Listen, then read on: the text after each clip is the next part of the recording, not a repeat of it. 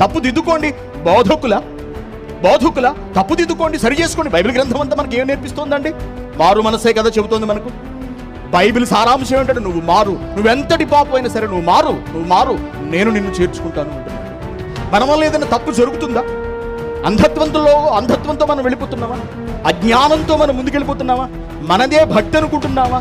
మనం వెళుతున్న విధానం సక్రమమే అనుకుంటున్నామా? బైబిల్తో మనం ఏనాడు పరీక్షించుకోలేదా? ఓకే, నో ప్రాబ్లం, చెప్పడానికి మేము ఉన్నాం.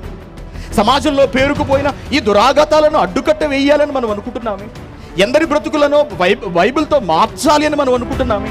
ఎందరి జీవితాలను వెలిగించాలని మనం తాపత్రయపడుతున్నామే. మరి ఈ బైబిల్ గ్రంథంతో ఆ శక్తి దీనికి ఉందని చెబుతున్నామే. ప్రపంచ ప్రప్రథమ సంఘ సంస్కర్త యేసుక్రీస్తు అనే మహానుభావుడు అనే విషయాన్ని మనం నేర్చుకుంటున్నామే. అటువంటప్పుడు ఈ గ్రంథాన్ని చేత కలిగిన మనల్ని మనం సంస్కరించుకోలేమా? బైబిల్ సారాంశం ఏంటంటే నువ్వు మారు, నువ్వెంతటి పాపం అయినా సరే నువ్వు మారు అన్న పద్ధతిని మనం సవరించుకోలేమా? మనం దేవుడు